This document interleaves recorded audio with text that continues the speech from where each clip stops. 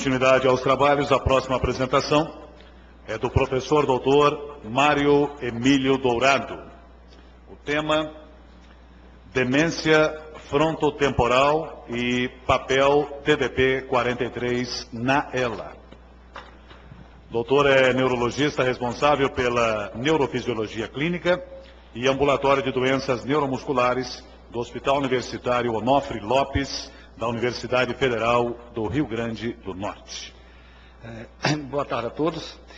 Talvez a neurologia seja uma das poucas especialidades que dá oportunidade ao médico clínico ter acesso a estudar a biologia molecular, a fisiologia e a genética.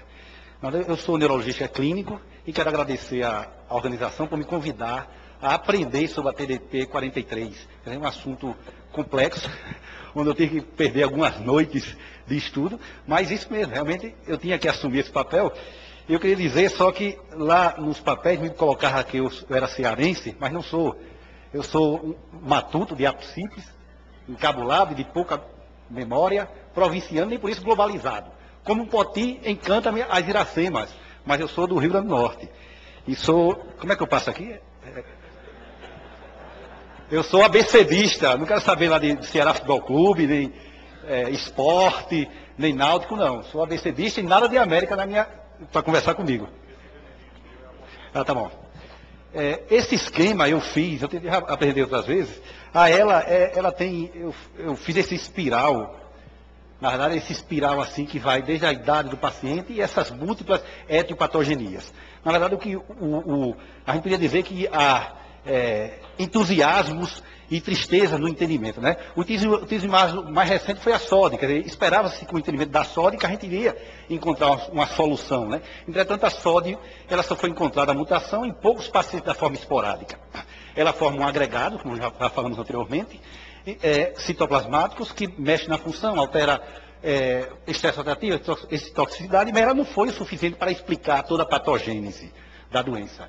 Charcot realmente já foi dito, foi o início da doença, a demonstração clínica da doença. Nos últimos anos, nós fomos bombardeados de pesquisadores interessados nessa proteína, né? Então há excelentes revisões mostrando, apontando que possivelmente nós vamos ter uma nova definição da doença, talvez uma proteinopatia TDP-43. É isso que eu vou tentar mostrar para vocês aqui e tentar revisar esses artigos aqui que eu li. Na verdade, a agregação de proteínas ubiquinadas já era conhecida na ELA, tanto na ELA como na demência frontotemporal. Só que não sabíamos o que proteína era essa. Né? Existe esse acúmulo, quer dizer, na ELA, na neuropatologia, demais da perda neuronal, nós temos agregados proteicos. Só que a gente não conhecia que agregado proteico é esse. Várias doenças neurodegenerativas têm agregados proteicos. Demência de Alzheimer, demência de Pick, Parkinson, demência frontotemporal.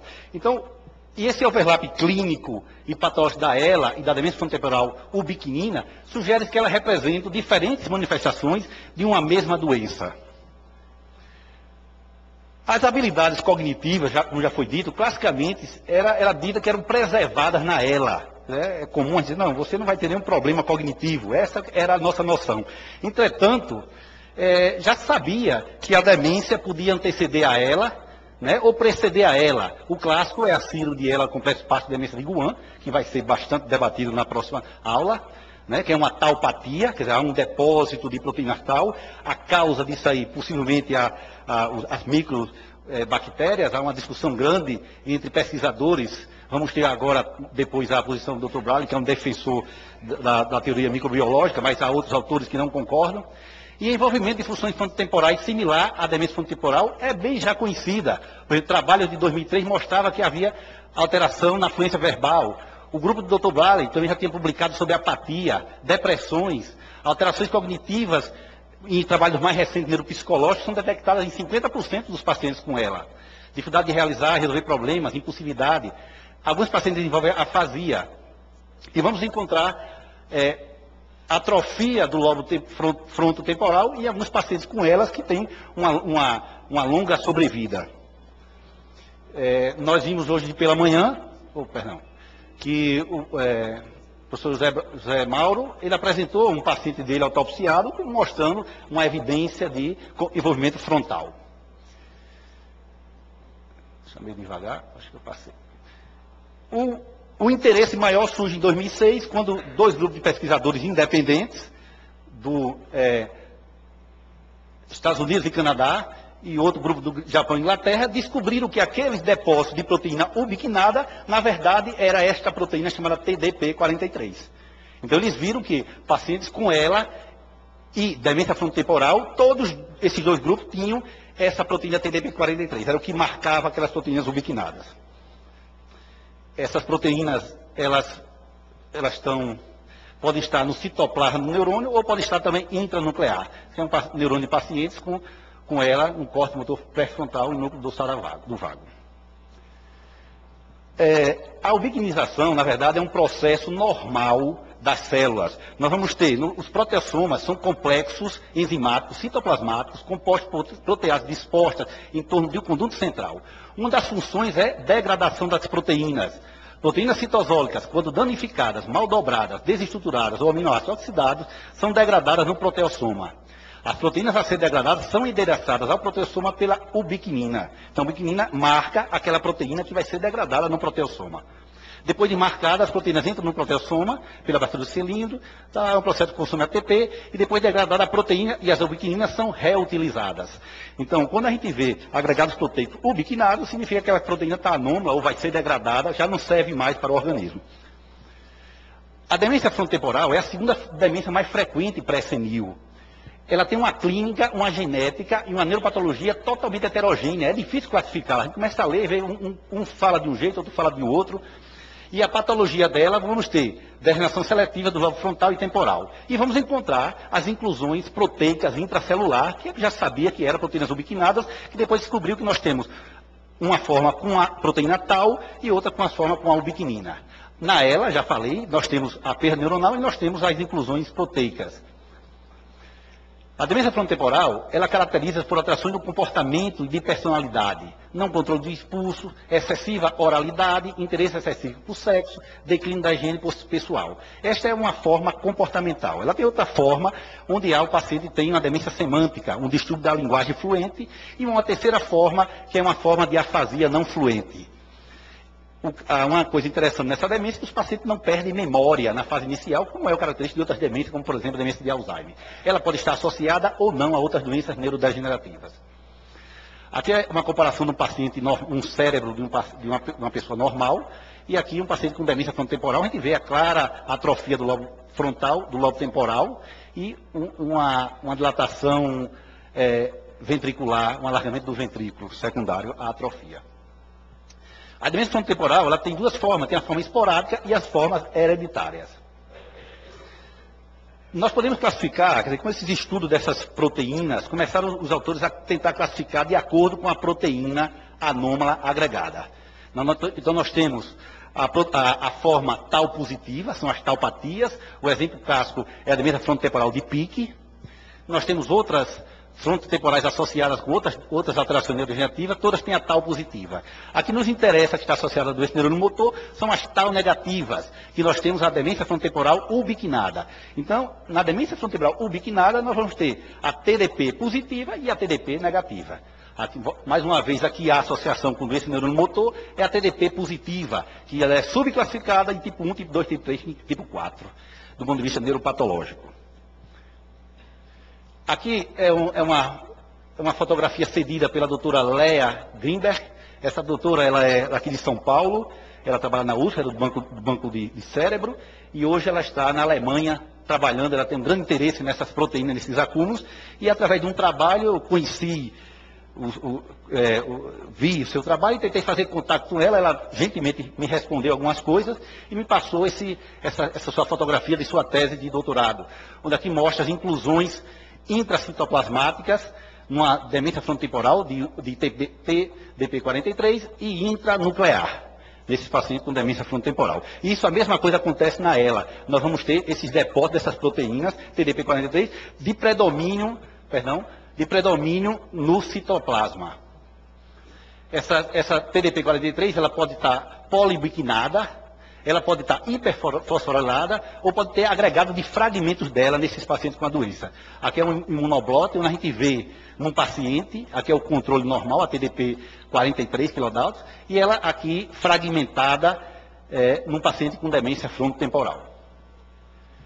Ela é um marcador específico para detectar essas inclusões, essa TDP43, que seria um marcador específico. Essas inclusões, ela pode estar tanto no citoplasma, já falamos, nos dendritos distróficos ou no internuclear. Tenta-se fazer uma correlação clínico-patológica dependendo da localização dessas proteínas. Quando ela está no citoplasma, predomina na ELA. Quando está na nuclear, predomina na demência frontotemporal tipo 4. Normalmente, as DDP43, toda a proteína é produzida no citoplasma, não é isso? É lá no citoplasma. E a TDP43, a ação dela é no núcleo. Então, ela tem que sair do citoplasma e ir lá para o núcleo. Então, como a síntese proteica no citoplasma e a agregação citoplasmática ocorre na ELA, uma agregação, então indica-se que o defeito está ou na degradação dessa proteína ou no transporte para o núcleo. Quer dizer, a ação dela é no núcleo, mas ela se agrega no citoplasma. Então, alguma coisa está acontecendo que está deixando entrar para o núcleo ou está havendo um defeito na sua degradação dessa proteína TDP43 mutada. Existem correlações, então se esses agregados da correlação clínico-patológica, na ELA, os agregados, há muito agregado TDP nos neurônios motores, na forma de demência frontotemporal, os agregados estão mais no corte, se tiver no corte frontal, alteração do comportamento, no corte temporal, alteração de linguagem, no memória, no estriato, distúrbios esteroidais, na célula de Bess, no segundo neurônio motor, é pouco frequente esses agregados. Então, novamente, a subclassificação dessas demências frontotemporais, a que mais dá envolvimento do neurônio motor é a tipo 2, inclusão citoplasmática neuronal. Aqui eu acho que tem alguma coisa em vermelho que dizia que esses pacientes com demência frontotemporal que têm a forma tipo 2, tipo 3, eles morrem mais rápido. Então, por quê? Porque tem envolvimento do segundo neurônio motor.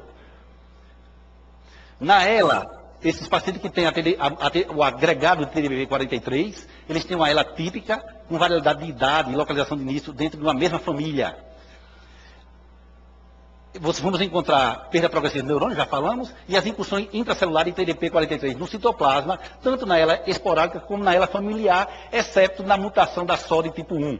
Isso é interessante porque de todas as familiares nós encontramos agregado TDP43, mas na SOD tipo 1 não há TDP43 mutada. Isso explica que deve haver um outro mecanismo de morte neuronal na SOD tipo 1, diferente da TDP43.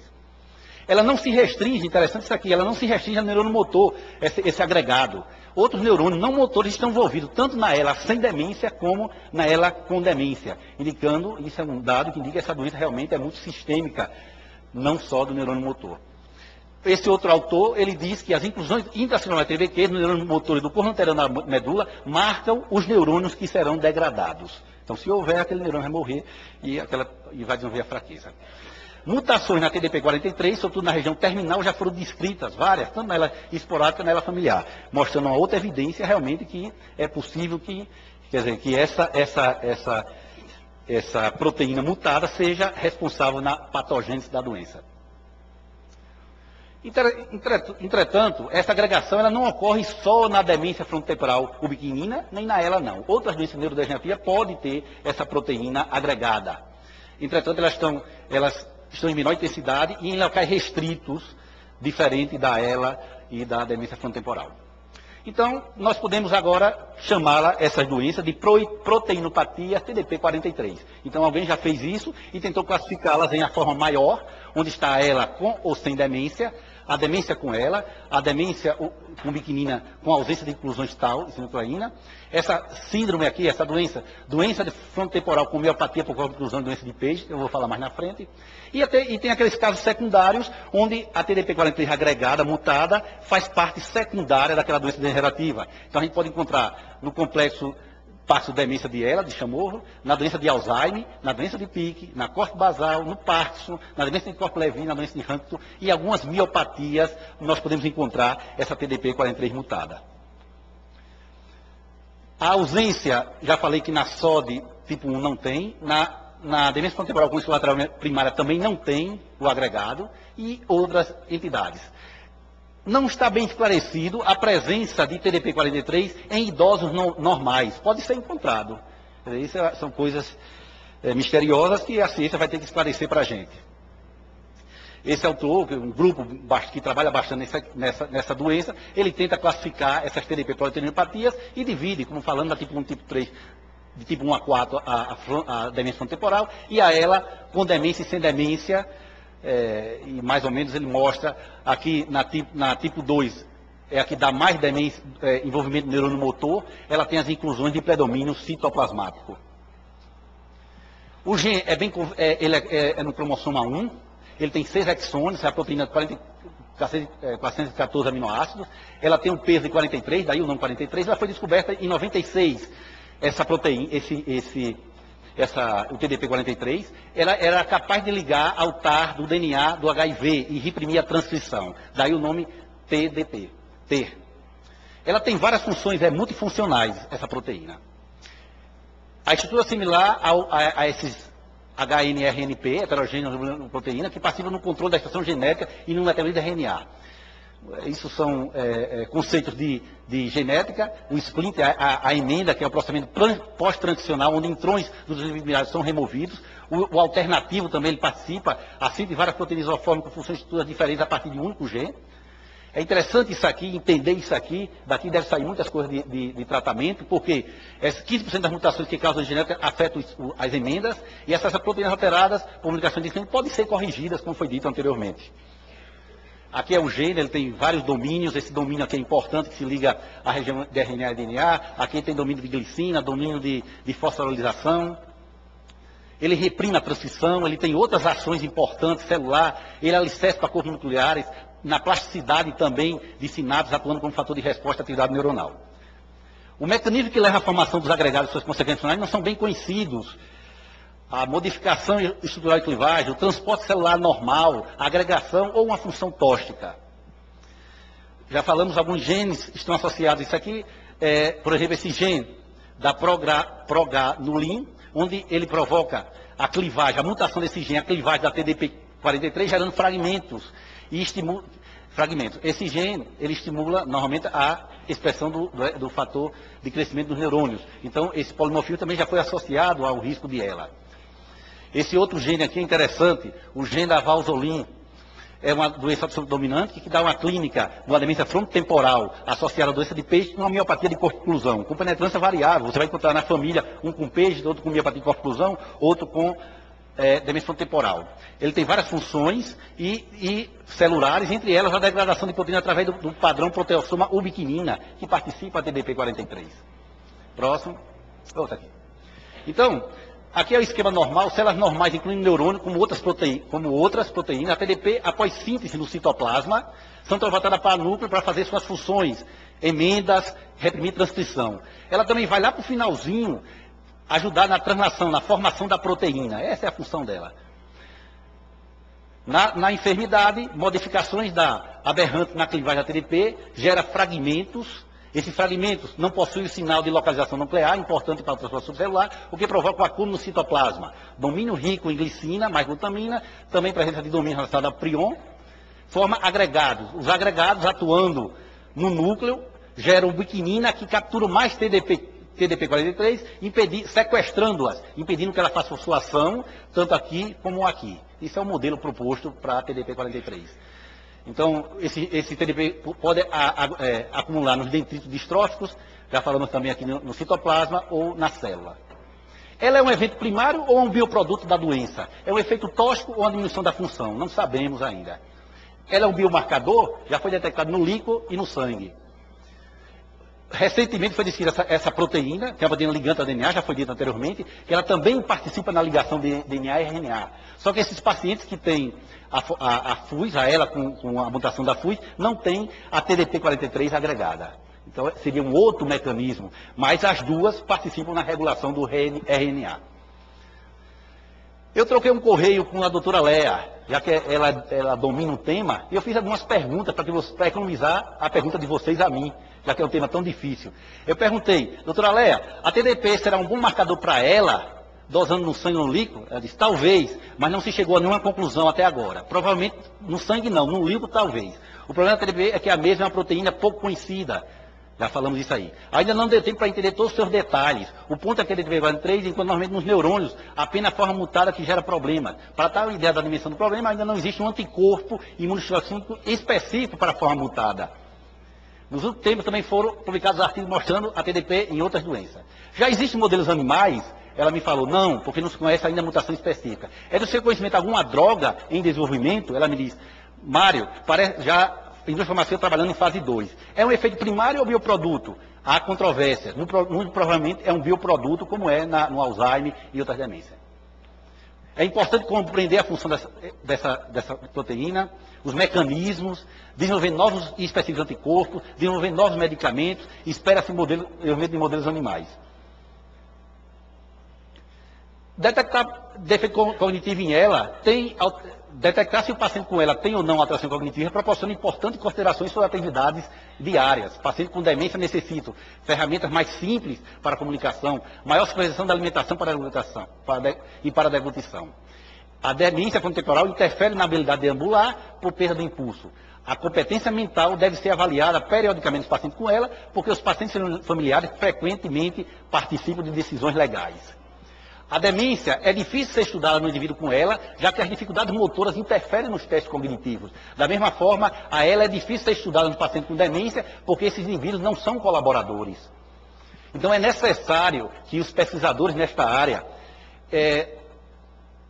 façam uma avaliação periódica de sinais cognitivos através de testes apropriados e biomarcadores que diagnosticam os fenotipos cognitivos que acompanham a ela.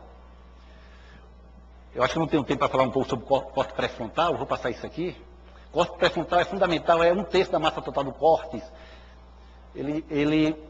As alterações mais importantes é desse córtex pré-frontal, onde estão as funções executivas. Essas funções executivas são a capacidade do sujeito de engajar em comportamentos orientados a objetivos, relação de ações voluntárias, independentes, autônomas, auto-organizadas e orientadas para metas específicas. Quer dizer, eles antecipam os eventos. O indivíduo com ela tem demonstrado deficiência em questões que necessitam gerar respostas intrínsecas, capacidade de gerar múltiplas possibilidades de respostas ou alternativas. Um teste simples é o teste de fluência verbal. A gente pede para o paciente dar nome de animais num tempo cronometrado de 1 minuto, o paciente com ela, ele tem uma capacidade diminuída, ele diz poucas palavras em 1 minuto. Isso é a alteração principal nos pacientes com ela. Existe no Brasil uma versão, quer dizer, já existe uma bateria de testes frontais rápido, que foi desenhada por esse cientista em 2006, que foi traduzida no Brasil em 2007. Esse teste é rápido de se fazer em 10 minutos, já foi usado na ela é um screening interessante, isso a gente pode fazer. Nós, no nosso ambulatório, nós estamos já começando a utilizar essa bateria, dura 10 minutos, quando a gente avalia a alteração cognitiva do paciente com ela. Considerações finais. Os trabalhos de TDP-43 representam a globalização da ciência médica. Como eu falei, são pesquisadores de todo mundo, brasileiros, chineses, japoneses, americanos. Entretanto, o primeiro movimento de globalização iniciou com o renascimento da arte e da ciência. Grandes navegações pelos portugueses e espanhóis, a expansão farmacopeia europeia e da prática médica aconteceu naquela época. Já era a globalização aquilo ali. Eu coloquei naquele meu slide a figura dessa pessoa aqui, Dr. Amato Lusitano. Vamos mostrar por quê. 1546. Amato Lusitano, o nome dele é João Batista de Castelo Branco, nasceu em Castelo Branco, Portugal, estudou em Salamanca, iniciou sua vida profissional em Lisboa. Trabalhou em vários países europeus. Ele era um médico judeu e na época da Inquisição ele foi obrigado, apesar de ser cristão novo, obrigado a sair da sua terra e trabalhou em vários países. Itália, Espanha, Grécia, Croácia, Polônia, e tratou papas, cardeais, nobres, generais, tratou soldados, mercadores, marinheiros, prostitutas. E sua grande contribuição foi isso aqui, vários trabalhos que ele publicou, entre eles o Centaurio, Curatio Medicinaculo Centaurio. São 700 casos clínicos, ele escreveu, em 7 volumes, e interessante que é o que a gente faz hoje, é um caso clínico, a fulano de tal fui visitar, tive isso, eu examinei e tratei isso aqui, fulano de tal fazia desse jeito, isso está escrito em 1546, isso aí.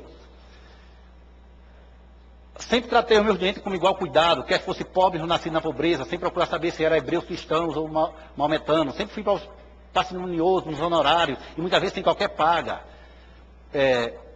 sempre mais em vista que o cliente, tendo em vista que o cliente recobre a saúde do que tornar-se rico. Como autor de escritos médicos, a publicar meus livros, quis só promover que a fé intacta das coisas chegasse ao conhecimento dos vindouros, sem outra ambição. Esse foi o seu, que se fazia antigamente, como chama o seu depoimento. Ele era meio poeta também. Eu fiz outro correio eletrônico para o Dr. Paulo Fontoura, que foi escrever isso aqui. E perguntei a ele, Dr. Paulo Fontoura, será que a Matos Lusitano escreveu algum caso de ela? Que seria fenomenal. Vi que esclareceu um caso de ela. Ele disse que procurou exaustivamente nos casos e não encontrou. Talvez o caso, parece que era o 76, era uma pessoa que tinha uma disfagia, não sei o quê. E ele diz uma coisa interessante. No entanto, no tempo de Amato, as manifestações iniciais podiam ser totalmente ignoradas. O caso está descrito como uma doença que apresenta com disfagia e perda de peso. Daí o poder perder-se a descrição. Quer dizer, às vezes eram casos incompletos, não tinha um segmento.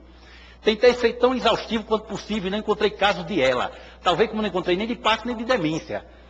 Amato escreveu epilepsia, AVC, meningites, distúrbio de sexualidade em 1546. Não sei e outras entidades neurológicas que hoje em dia são tão comuns e não envenenam. Não sei se tal se deve a uma diferença real na ecologia da doença, relacionada com fatores ambientais como tóxicos, que não existiam no século XVI, mas que agora causam degenerativa. Na reduzida esperança de vida da época que impedia manifestações de doença que normalmente só apareciam a partir da quinta, sexta década, ou no próprio prognóstico fatal. Né? Algumas patologias poderiam nem ser consideradas doenças, mudança de paradigma nosológico, uma demência senil, tal. Bem interessante essa história dele. Ele diz que ele deveria ser, para Paulo Fontoura, o precursor da disciplina neurológica, seria o Amato Lusitano. Outras, só para finalizar, como eu disse, eu sou médico clínico, e médico clínico tem um pouco contato na literatura com essas coisas de biologia molecular, mas na falta de um tratamento ou de uma etopatogenia para a doença, o que nós temos que fazer é tratar o doente e cuidar do doente, não é isso? É o que custa para a gente, buscar ferramentas clínicas, neurofisiológicas, agora neuropsicológicas. É fundamental que nós aqui engajamos nesses trabalhos neuropsicológicos. Quem tiver universidade com serviço já adaptado à neuropsicologia, convidar o neuropsicologista para trabalhar. Quem não tiver como a gente vai ter que estudar agora demência frontotemporal e fazer os testes neuropsicológicos. Então, eu quis, para finalizar, só agradecer ou homenagear pessoas, médicos de pessoas, né? Que eu gosto de chamar. O urologista, Dr. Balfomon, que foi um dos pioneiros da medicina paliativa. José Maria Plas Molina, um catalão também, na Espanha. Dr. Marcos Túlio Assis Figueiredo. E, por último, aqui os nossos ilustres professor Acari e professor José Mauro, que vem lidando com ela. E, fora os trabalhos científicos, como médico de pessoa e trabalhando com esses doentes. Obrigado.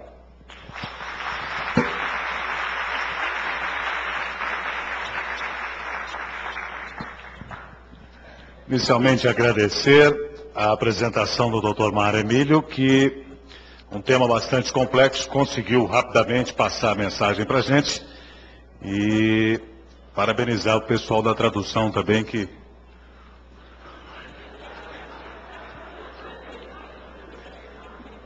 Congratulations.